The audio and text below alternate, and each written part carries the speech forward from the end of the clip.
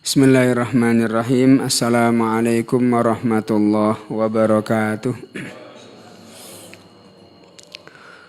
Alhamdulillahi wa kafa wassalatu wassalamu ala nabiyil mustafa wa ala alihi wa ashabihi wa man sara ala nahjih wastanna bi sunnatihi ila yaumiddin wa ba'du. Qala Allah ta'ala ya ayyuhalladzina amanu taqullaha haqqa tuqatih ولا تموتن إلا وأنتم مسلمون فإن أصدق الحديث كتاب الله وخير الهدى هدى محمد صلى الله عليه وسلم وشر الأمور محدثاتها فإن كل محدثة بدعة وكل بدعة ضلالة وكل ضلالة في النار. Jamaah salat maghrib ugi jamaah pengaosan ingkang dirahmati Allah Subhanahu wa taala. Kembali kita bersyukur kepada Allah atas segala nikmat lan karunianipun sehingga wonten ing kesempatan dalu punika kita tasih pinaringan sehat, sempat iman dan Islam sehingga saged nglampahi salah setunggalipun kewajiban kita inggih punika salat maghrib kanthi berjamaah. Kemudian kita lajengaken melaksanakan kewajiban yang kedua inggih punika nuntut ilmu, duduk dalam majelis ilmu. Dua amal mulia punika inggih punika amalan yang besar di sisi Allah Subhanahu wa taala. Oleh sebab itu kami ingatkan kepada diri kami pribadi, kemudian kepada jamaah sekalian, mari kita tujukan semua ibadah punika semata-mata untuk mencari ridho Allah Subhanahu wa taala. Tak lupa salawat ugi salam semoga tetap tercurah kepada junjungan Nabi kita Muhammad sallallahu alaihi wasallam beserta keluarga serta orang-orang yang mengikuti sunnah beliau sampai hari kiamat kelak.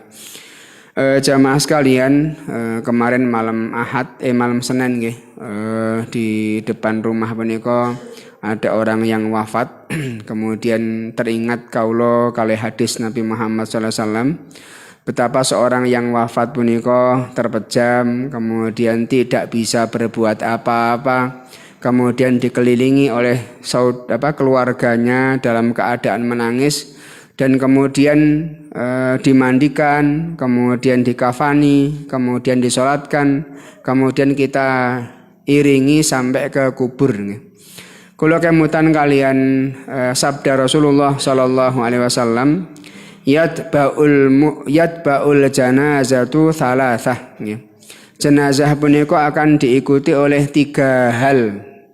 Yang pertama yatba'u ahluhu wa maluhu wa amaluhu. Jenazah punika nalikanipun diantar ke kubur untuk dimakamkan maka diantar dengan 3 hal. Yang pertama keluarganipun, keluarga, teman, saudara-saudaranya. Kemudian yang kedua dengan hartanya. Kemudian yang ketiga dengan amalnya.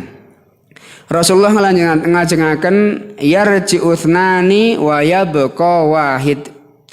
3 diantaranya, 2 diantara 3 ini akan kembali.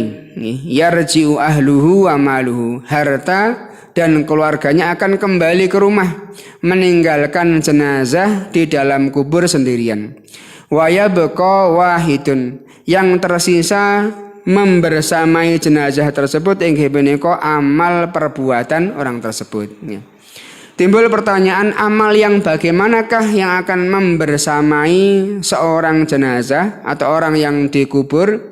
Tentunipun kita kemutan kalian salah satu syarat di antara diterimanya amal perbuatan inggih punika ikhlas. Yaitu amal yang didasari kalian keikhlasan pelakunya adalah amal yang akan menemani orang di dalam kubur. Ataupun amal ibadah yang dilakukan karena ikhlas semata-mata kepada Allah, inilah yang akan membantu seorang jenazah menemani jenazah di kuburnya. Oleh sebab itu kewajiban kita sebagai kaum muslimin inggih punika senantiasa mencari tahu apa itu keikhlasan, bagaimana mempertahankan keikhlasan dalam alam perbuatan, dan bagaimana kita bisa istiqomah dalam keikhlasan tersebut. Mengapa? Karena kita kemutan firman Allah Subhanahu wa taala dalam surat Al-A'raf ayat 16 sampai 17, Allah berfirman, "Fabima aghwaytani la'aq'udannahum siratal mustaqim." Ini janji iblis kepada Allah Subhanahu wa taala setelah iblis dikeluarkan oleh Allah Subhanahu wa taala dari surga. Demi Allah, nggih, fabima aghwaytani, disebabkan karena hukumanmu ya Allah, aku akan goda manusia menika sehingga manusia atau Bani Adam menika melenceng dari jalan yang lurus. Dalam ayat yang 17, bagaimanakah iblis menggoda manusia? Tsumma la'atiyannahum.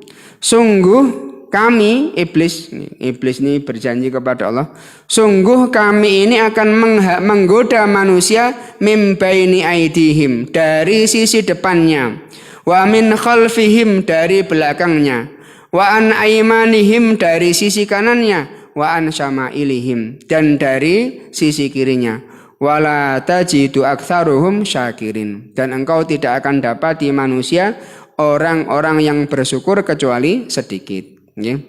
Jadi kita dihadapkan dalam permasalahan, kita hendaknya senantiasa ikhlas dalam melaksanakan amal perbuatan. Di satu sisi ada godaan yang senantiasa akan menggoda kita, sehingga keikhlasan tersebut bisa jadi berkurang, bahkan bisa jadi habis dari sisi kita. Oleh sebab itu harus kita perbaiki terus, saling mengingatkan seperti ini untuk senantiasa beramal semata-mata mencari ridho Allah Subhanahu wa taala. Saking sulitnya keikhlasan punika, ada seorang ulama yang menyatakan beliau ahlu hadis. Kemudian saat aku menyampaikan hadis, satu hadis saja, maka dibutuhkan beberapa niat, atau sipun begitu menyampaikan, kemudian mungkin di tengah-tengah itu ada sifat misalnya riya, sehingga harus istighfar, kemudian memperbaiki niat lagi. Kemudian ada sifat ujub, kemudian harus istighfar, kemudian memperbaiki niat lagi. Beliau sampaikan harus dalam satu hadis kiambai punika memperbaiki niat beberapa kali. Ini menunjukkan pentingnya dan riskannya niat seseorang punika, keikhlasan seseorang punika, kena godaan setan, godaan iblis. Oleh sebab itu dalam kesempatan malam hari ini kita akan membahas beberapa hal terkait bagaimana cara kita menjaga keikhlasan.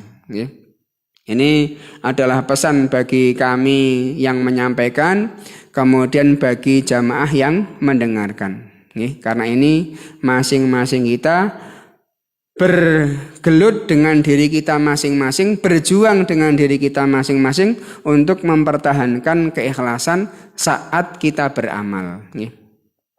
Ada 8 hal yang nanti secara bertahap akan kita sebutkan.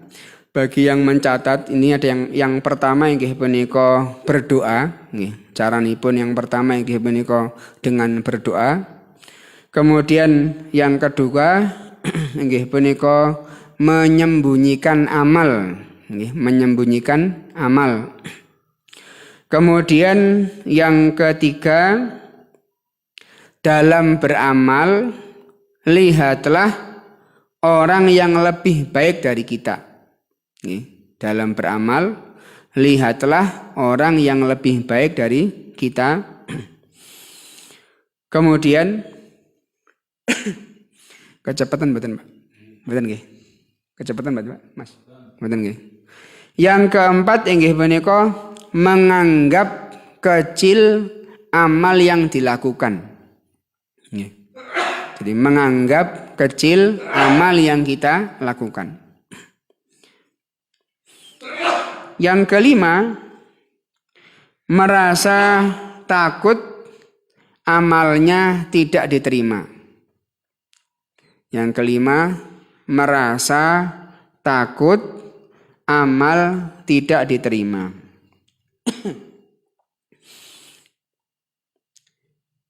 Yang keenam,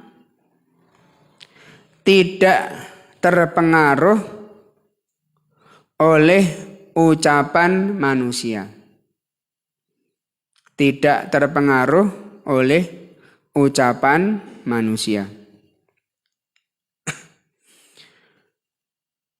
Yang ketujuh, yakin tidak ada seorang pun yang berkuasa atas surga dan neraka. Yakin tidak ada seorang pun yang berkuasa atas surga dan neraka. Yang kedelapan, mengingat kita akan sendirian dikubur. Mengingat kita akan sendirian dikubur. Ini 8 hal dalam menjaga keikhlasan dalam beramal. Yang pertama apa, Bapak Ibu? Berdoa. Yang kedua, menyembunyikan amal. Yang ketiga, dalam beramal lihatlah orang yang lebih baik. Kemudian yang keempat, menganggap kecil amal yang kita lakukan. Kemudian yang kelima, merasa takut amal mboten dipun tampi. Yang keenam, tidak terpengaruh ucapan manusia. Nomor 7, yakin tidak ada seorang pun yang berkuasa atas surga dan neraka. Yang terakhir apa? Mengingat bahwasanya kita nanti akan sendirian di kubur. Meskipun kancane akeh Pak ya. Teng kubur punika kancane akeh Pak. Kancane akeh ning dewe-dewe nggih, di dalam lihat lahat dewe-dewe. Jamaah sekalian, kita masuk kepada kedudukan ikhlas nggih. Kedudukan ikhlas. Mengapa kita harus senantiasa ikhlas dalam beramal? Karena yang pertama, ikhlas adalah salah satu syarat diterimanya amal perbuatan. Sebesar apapun amal yang kita kerjakan, sebanyak apapun amal yang kita kerjakan, jika amal tersebut tidak dilandasi dengan keikhlasan, maka akan sia-sia. Ini sing di dunya akeh, kemudian dia zakat bermiliar-miliar atau bertriliun-triliun, tetapi saat zakat dia kepingin, ada rasa kepingin dilihat oleh orang, maka zakatnya tidak diterima oleh Allah Subhanahu wa Ta'ala. Yang punya kekuasaan, dengan kekuasaannya dia membantu kebaikan-kebaikan masyarakatnya, tetapi dengan rasa bangga diri dan ujub, maka amal tersebut tidak akan diterima oleh Allah Subhanahu wa Ta'ala. Karena ikhlas merupakan syarat diterimanya amal perbuatan. Yang kedua, bahwasanya ikhlas punika akan menjaga pelakunya dari kemaksiatan. Wong sing nglampahi amal perbuatan kanthi ikhlas, maka Allah akan menjaga dengan keikhlasannya dari kemaksiatan dan mara bahaya. Ada contoh yang Allah Subhanahu wa Ta'ala sebutkan dalam kisah surat Yusuf ayat 24. Jenengan tepang Nabi Yusuf, Pak. Nabi Yusuf punika putrane sinten? Nabi Yakub. Nabi Yusuf punika lahir di mana, Pak? Daerah pundi, Pak? Lahir di pundi, Dek? Yang Nabi Yusuf punika. Daerah Syam ya, daerah Palestina, ya. Kemudian Nabi Yusuf punika terpaksa pindah karena didol ya. Terpaksa pindah ke mana? Ke Mesir. Ya, maka mulai dari Nabi Yusuf itulah Bani Israel ada di Mesir. Nah, Nabi Yusuf punika diambil atau dibeli oleh Al-Aziz. Al-Aziz punika pembesar di daerah Mesir. Al-Aziz punika punya istri yang cantik, tetapi suami atau pembesar punika tidak punya anak. Mbah karena tidak mampu memberikan nafkah batin kepada istrinya atau bagaimana, tidak punya anak. Alkisah bahwasanya Nabi Yusuf punika orang yang sangat ganteng, tumbuh berkembang dewasa di rumah Al-Aziz dan istrinya tadi sampai menjadi remaja. Sehingga saat Al-Aziz sing suaminipun punika pergi untuk satu keperluan, maka istri dari Al-Aziz punika membuat rekadaya. Apa Pak? Rekadaya punika? Cara piye carane men Yusuf iki bisa aku ajak untuk berzina. Sehingga begitu keluar suaminya untuk kepentingan, maka Nabi Yusuf dipanggil. Setiap kali masuk pintu, pintunya pun dikunci sampai ke kamar. Berarti omahnya ombo Pak ya. Omahnya pembesar ya ombo. Kita kan paling kuncine loro Pak ya, ngarep karo kamar tok. Nah niki kuncinipun menika pintu depan, pintu tengah, pintu sampai masuk ke dalam kamar. Kemudian istri Al-Aziz punika menggoda siapa? Yusuf alaihissalam. Nah dengan godaan ini maka Allah subhanahu wa ta'ala ceritakan dalam surat Yusuf ayat 24. Mangke saketi penting alim-alim. Walaqad hammat bihi wa hamma biha. Hammat bihi, istri Al-Aziz yang cantik tadi kiyambae punika sampun berhasrat dengan Nabi Yusuf. Wa hamma biha, Yusuf pun ada keinginan dengan siapa? Istri Al-Aziz tadi. Laula arra'a burhana rabbih. Sekiranya dia tidak melihat ada tanda dari Tuhannya. Jadi begitu ada keinginan-keinginan maka Nabi Yusuf teringat punya Allah subhanahu wa ta'ala. Allah melihatnya. Karena selama ini Nabi Yusuf orang yang beribadah kepada Allah, ikhlas kepada Allah subhanahu wa ta'ala. Maka Allah subhanahu wa ta'ala jaga. Kadzalika linasrifa anhu su'a wal fahsya. Kami palingkan darinya keburukan dan kekejian. Sehingga Nabi Yusuf selamat dari perbuatan keji dan mungkar. Mengapa? Karena keikhlasan yang selama ini Nabi Yusuf lakukan saat beramal perbuatan. Innahu min ibadinal mukhlasin. Mengapa Allah selamatkan Nabi Yusuf? Karena Allah sebutkan innahu min ibadinal mukhlasin. Karena sesungguhnya dia ini siapa Pak? Nabi Yusuf punika min ibadinal mukhlasin, tergolong hamba-hambaku yang ikhlas.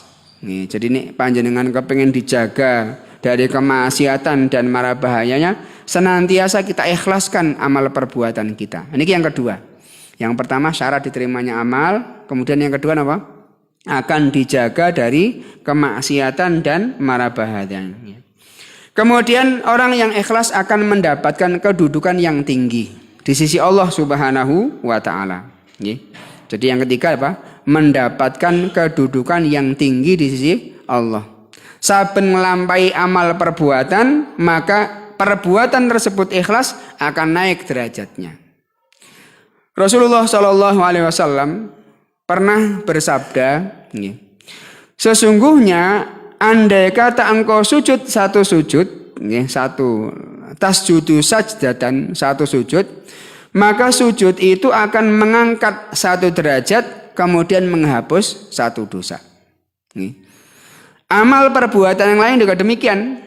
Apabila sholat, puasa, kebaikan kita kepada orang tua, kebaikan kita kepada istri, kasih sayang kita kepada anak-anak kita, kemudian rasa hormat kita kepada orang-orang yang sepuh, rasa sayang kita kepada anak-anak yang kecil, jika itu didasarkan karena ikhlas kepada Allah Subhanahu wa taala, maka akan menaikkan derajat kita di sisi Allah Subhanahu wa taala.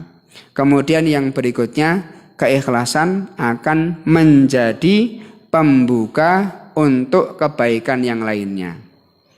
Nalikan ikon itu amal perbuatan ikhlas, maka keikhlasan ini akan menjadi pembuka kita untuk saged ngamal kebaikan yang lain.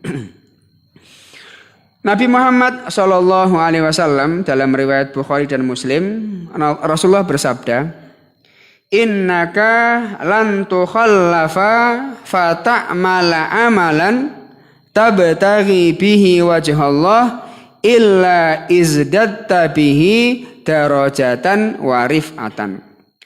Saat temene kamu tidak diberikan umur yang panjang, kemudian kamu mengerjakan satu amal untuk mengharap ridho Allah Subhanahu wa taala, kecuali kamu akan mendapatkan tambahan derajat kemuliaan dan dengan amal tersebut di sisi Allah Subhanahu wa taala.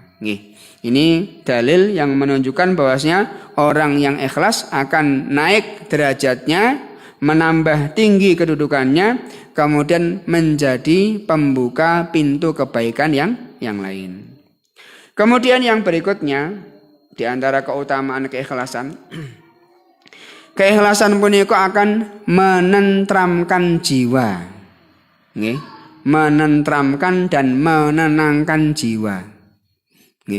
Ngamal karena Allah Subhanahu wa taala, didelok wong ora didelok wong, dipuji orang atau tidak dipuji orang, diberi ucapan terima kasih atau tidak kepada orang lain, karena dia sedang berhubungan dengan Allah Subhanahu wa taala, maka dirinya tenang.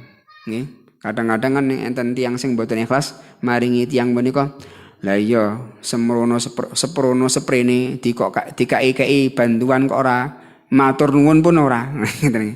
Nyuwun apa? Berterima kasih saja tidak, Nah, andai kata ada ungkapan seperti itu dalam diri kita, maka itu menunjukkan amal yang kita berikan kepada orang tersebut tidak ikhlas. Mengapa? Kalau kita memberikan dengan ikhlas, ya diberikan aja. Entah orang tersebut berterima kasih, tidak berpengaruh kepada diri kita, sehingga diri kita tenang. Kita ngamal perbuatan sesuatu, kita sedang mendakwahkan sesuatu, kemudian ada gunjingan orang lain, ada gangguan orang lain, maka karena ini hubungannya dengan Allah Subhanahu wa taala, maka hati kita tentram, jiwa kita tenang. Mbah diomong wong apa ora, sing penting saya melaksanakan sesuai dengan syariat Allah Subhanahu wa taala, maka jiwa ini tentram. Kemudian ikhlas punika termasuk keutamaanipun menjauhkan seseorang dari merendahkan diri kepada makhluk. Jadi menghindarkan atau menjauhkan seseorang dari merendahkan diri kepada makhluk. Mengapa, Pak? Kadang-kadang orang punika beramal kepingin mendapatkan ridho dari menungso. Kadang-kadang syariat punika diterabas untuk mendapatkan ridho manusia, sehingga dia merendahkan dirinya di bawah mencari keridhaan manusia. Kalau kita ikhlas, maka kita tidak berpengaruh apapun yang terjadi di sekitar kita, karena kita sedang berhubungan dengan siapa? Dengan Allah Subhanahu wa taala. Kang, ojo rajin-rajin le ngaji. Nah, ucapan tersebut tidak berpengaruh kepada kita. Mengapa? Karena kita ngaji untuk siapa? Untuk mencari ridho Allah Subhanahu wa taala. Ojo kaya ngono Kang, ketok napa jenengan apa istilah Pak? Men ora disebut wong alim. Jadi ora asah dadak kaya ngono mesti ngaten. Jangan. Itu tidak terpengaruh kita. Mengapa? Karena kita mencari ridho Allah Subhanahu wa taala, bukan mencari ridho manusia. Nggih. Kemudian yang berikutnya, orang yang ikhlas menika Fudail bin Iyad, niki dalil yang menunjukkan bahwasanya kalau kita tidak mencari ridho manusia, maka kita akan tenang. Fudail mengatakan, man arafan nasa istaroha.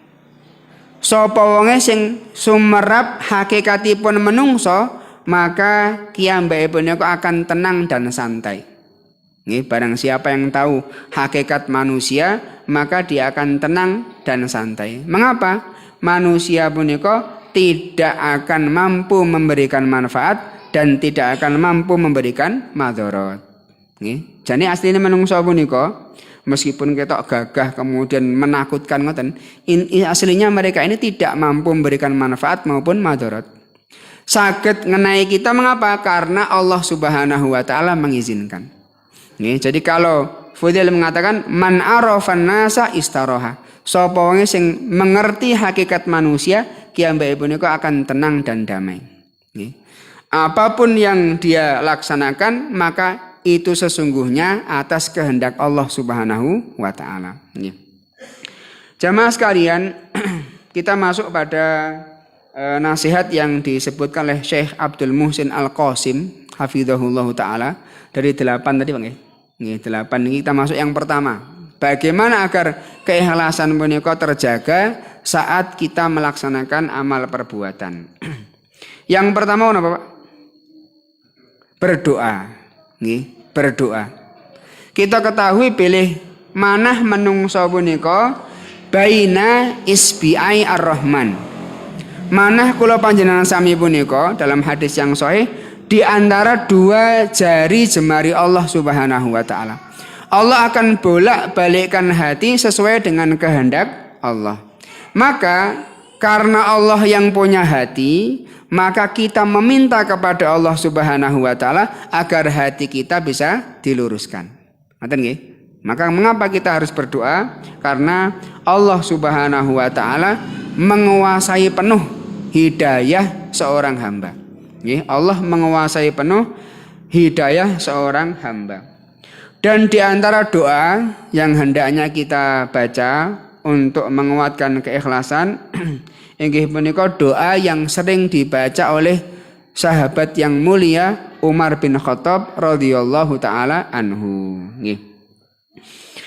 Umar bin Khattab sering membaca doa ini. Kita baca bersama nggih. Syukur-syukur saged apal nggih, insyaallah. Allahumma ja'al Allahumma ja'al Allahumma ja'al amali. Monggo kita ambali 5 kali, Pak. 2 3 4 5.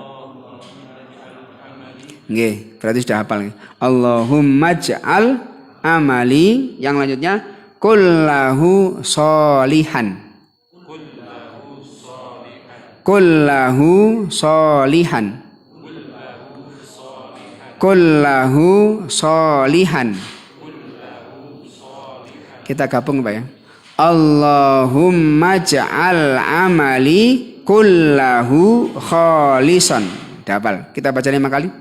Allahumma ja'al amali kullahu khalisan. Solihan ya Pak. Lupa. Ulangi lagi Pak. Allahumma ja'al amali kullahu solihan. 2. Allahumma ja'al amali kullahu solihan. 3. Allahumma ja'al amali kullahu solihan. 4.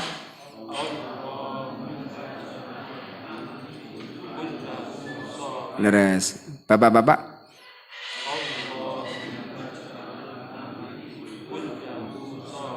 Leres. Ibu-ibu.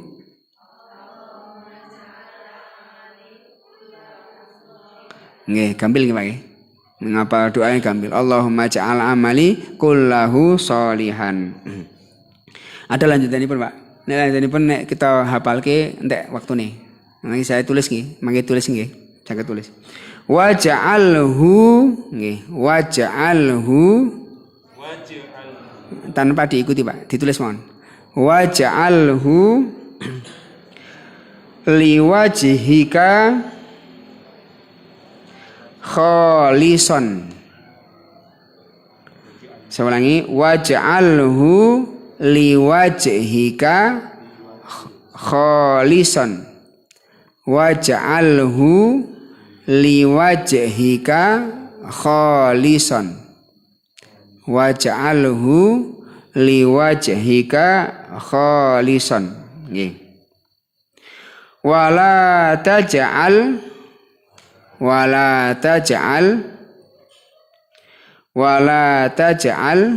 li ahadin fihi syai'an.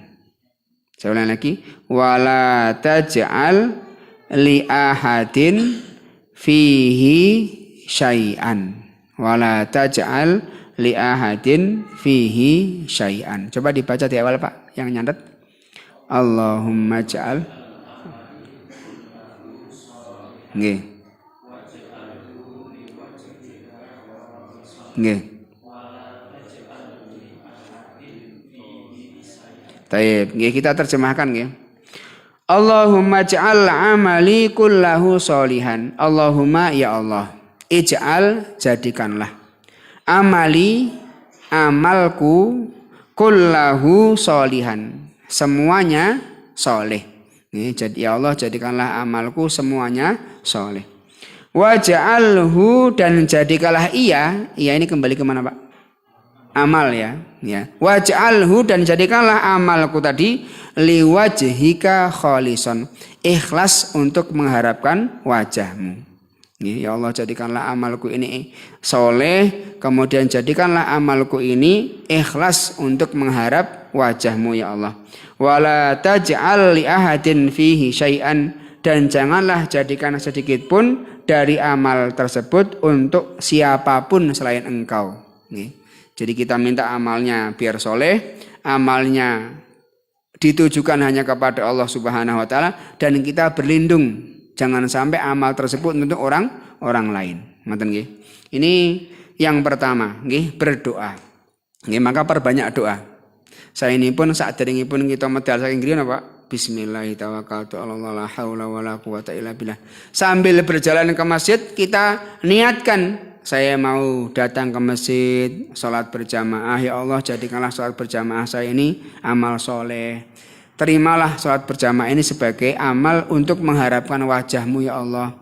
Kemudian lindungilah, jangan sampai aku berniat dengan amalku ini untuk mengharapkan sanjungan orang lain. Ngoten nggih. Jadi semua amal tersebut jenengan buat seperti itu nggih. Kemudian yang berikutnya inggih punika napa Bapak yang kedua? Agar amal kita ikhlas, menyembunyikan amal nggih. Amal perbuatan punika ada dua, Pak. Nggih, amal perbuatan yang memang harus ditampakkan dan amal perbuatan yang bisa disembunyikan. Apa-apa yang harus disiarkan, maka siarkanlah, kemudian jagalah hati senantiasa. Kemudian apa-apa yang bisa disembunyikan, maka lakukan itu dengan sesembunyi mungkin. Karena sesungguhnya amal yang dilakukan dengan sembunyi ini lebih dekat pada keikhlasan. Gila sebentar Pak. Nek maca Quran kemudian jenengan ngagemik pas Ramadan, auzubillahi minasyaitonirrajim, banter-banter ngeten, kira-kira untuk keikhlasan menika berapa persen, Pak? Wah, iki aku men ditelok apa diringekke wong lancar, suarane merdu ngoten nggih. Iso katam Quran ngoten nggih. Beda dengan panjenengan misalipun teng griya bojone wis turu, anake wis turu kemudian jenengan maca Quran kalih napa suara lirih ngoten nggih. Kemudian dipahami maknanya, dipahami artinya, kira-kira mana yang lebih dekat kepada keikhlasan, Pak?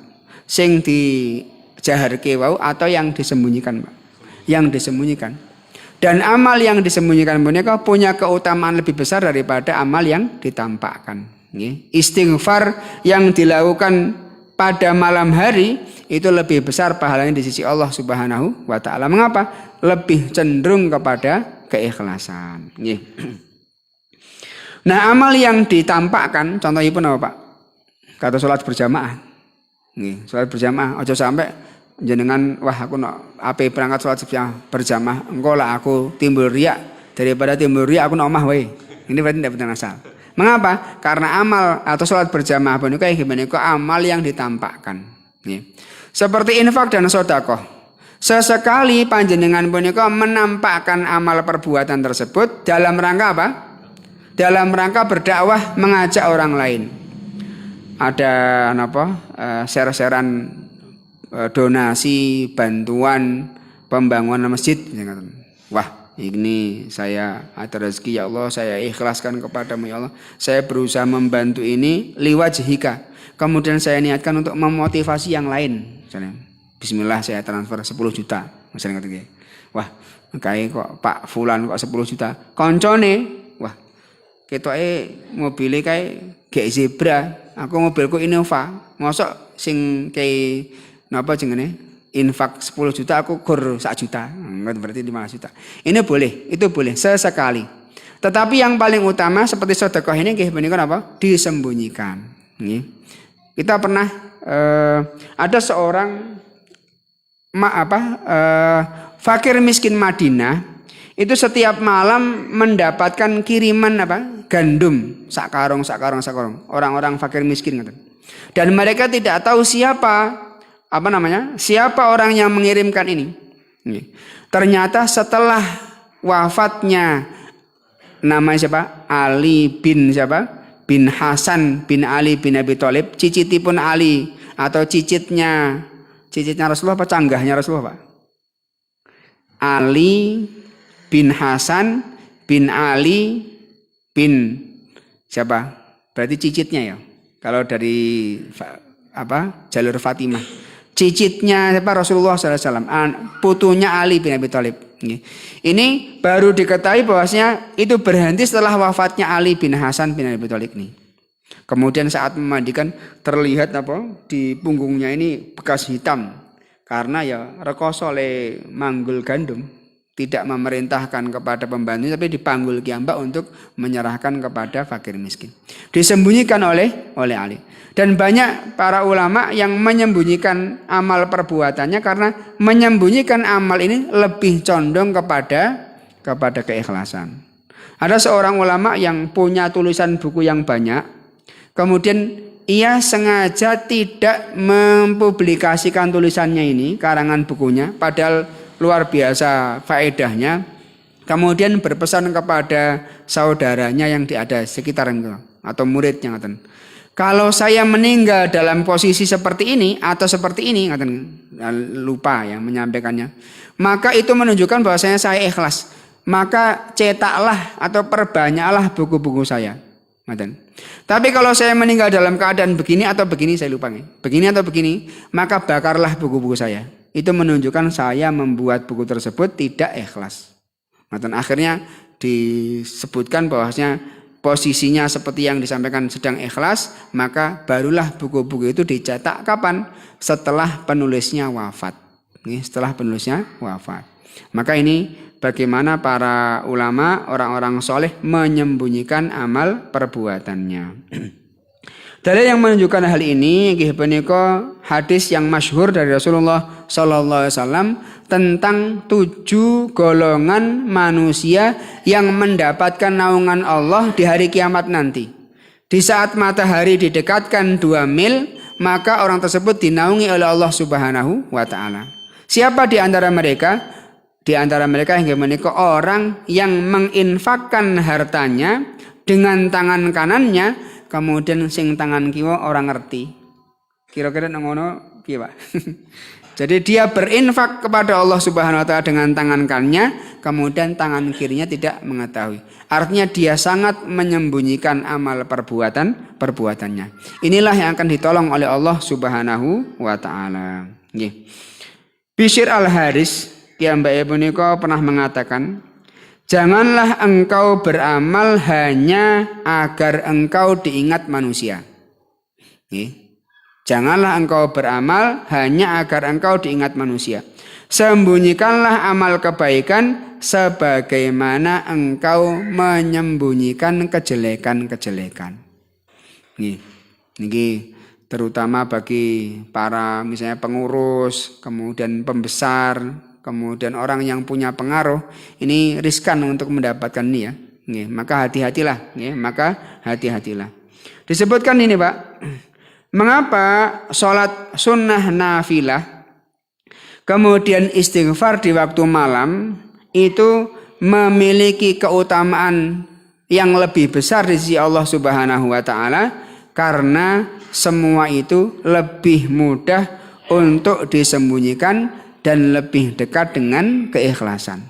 Jadi sholat sunnah malam hari saat istri sudah tidur, anak sudah tidur, ini lebih besar kesempatannya diterima oleh Allah Subhanahu wa taala karena lebih mudah disembunyikan dan lebih mudah untuk mendapatkan keikhlasan.